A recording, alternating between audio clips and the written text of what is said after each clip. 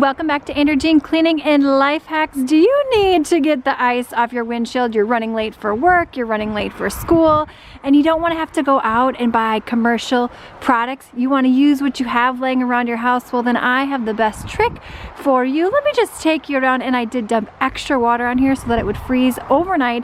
I'm here in the Midwest, so you can imagine it's absolutely freezing in here. I've been doing a little experimenting around here to give you the best tips when it comes to defrosting your windows. All right, let me just show you right here. You see the difference? That to that. Let me show you what I use, especially if you don't have a scraper on hand or you don't have anything. Let's say you had a lemon. I have an alternative for you, especially if you do not have a lemon. But let me just show you how well this works.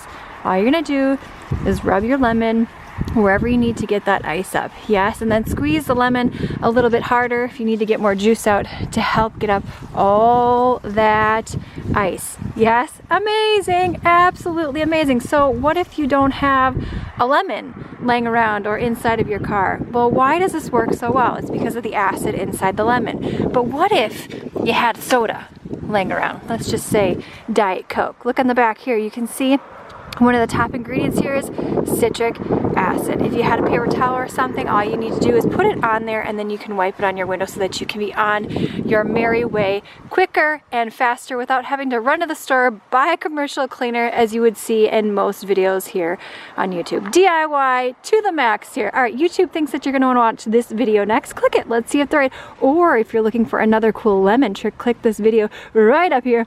Give this a thumbs up. Sign up for the free newsletter in the description box. I'll see you, my friend, in the next one.